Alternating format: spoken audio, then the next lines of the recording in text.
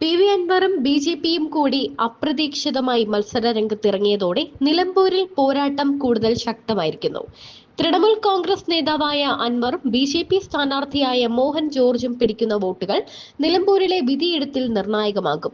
BJPക്ക് നിലമ്പൂർ മണ്ഡലത്തിൽ 10,000-നടുത്ത് വോട്ടുകളുണ്ട്. ഇതോടൊപ്പം മുൻ കേരള കോൺഗ്രസുകാരൻ കൂടിയായ മോഹൻ ജോർജ് പിടിക്കുന്ന വോട്ടുകൾ കൂടിയാകുമ്പോൾ വോട്ട് ശതമാനത്തിൽ കാര്യമായ മുന്നേറ്റം ഉണ്ടാക്കാൻ കഴിയും എന്ന് തന്നെയാണ് BJPയുടെ വിലയിരുത്തൽ. മത്സരിക്കാതിരുന്നാൽ വോട്ട് കച്ചവട ആരോപണം ഉയരുമെന്ന് കണ്ടുകൂടിയാണ് അവസാന നിമിഷം BJP കളത്തിലിറങ്ങാൻ തീരുമാനിച്ചത്. ഓപ്പറേഷൻ സിന്ദൂർ ഉൾപ്പെടെ പ്രചരണ ആയുധമാക്കാനും BJPക്ക് പദ്ധതിയുണ്ട്.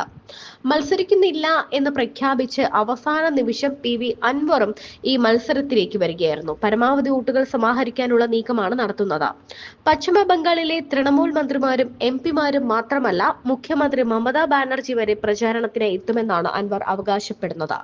UDF ഇടതുപക്ഷ വോട്ടുകൾ ടാർഗറ്റ് ചെയ്താണ് അൻവർ മുന്നോട്ട് പോകുന്നത്. അൻവർ പിടിക്കുന്ന വോട്ടുകൾ UDF സ്ഥാനാർത്ഥിയുടെ പരാജയത്തിന് കാരണമാവുകയും നല്ലൊരു ശതമാനം വോട്ടുകൾ പിടിക്കാനും സാധിച്ചാൽ 2026-ലെ നിയമസഭാ തിരഞ്ഞെടുപ്പിൽ UDF ബർത്ത് ഉറപ്പിക്കാമെന്നും ഒന്നിൽ കൂടുതൽ സീറ്റുകൾ മത്സരിക്കാൻ ലഭിക്കുമെന്നുമാണ് അൻവർ കരുതുന്നത്. UDF-ൽ VD സതീശനെ മാത്രം ടാർഗറ്റ് ചെയ്ത് അൻവർ കടന്നാക്രമണം നടത്തുന്നതും കൃത്യമായ അജണ്ട മുൻനിർത്തി തന്നെയാണ്. VD സതീശൻ താല്പര്യമെടുത്ത് അവരോധിച്ച അല്ലെങ്കിൽ കൊണ്ടുവന്ന ആര്യാടൻ ഷൗക്കത്ത് പരാജയപ്പെട്ടാൽ UDF-ൽ സതീശന്റെ നില പരുങ്ങലിൽ ആകുമെന്നാണ് അൻവറിന്റെ വിലയിരുത്തൽ. മാത്രമല്ല, അൻവറിനെ UDF-ൽ എത്തിക്കാൻ ശ്രമിച്ച K സുധാകരൻ, K മുരളീധരൻ, രമേശ് ചെന്നിത്തല എന്നീ നേതാക്കൾക്കും ഷൗക്കത്ത് നിലമ്പൂരിൽ പരാജയപ്പെട്ടാൽ സതീശനെതിരെ ഒരു പുതിയ ആയുധം ലഭിക്കുന്നത് പോലെയായിരിക്കും. KPCC അധ്യക്ഷ സ്ഥാനത്ത് നിന്നും K സുധാകരനെ മാറ്റിയ സാഹചര്യത്തിൽ നിലമ്പൂരിൽ UDF പരാജയപ്പെട്ടാൽ VD സതീശൻ UDF ചെയർമാൻ സ്ഥാനവും പ്രതിപക്ഷ നേതൃസ്ഥാനവും ഒഴിയണം എന്ന ആവശ്യവും ഈ നേതാക്കൾ മുന്നോട്ട് വയ്ക്കും.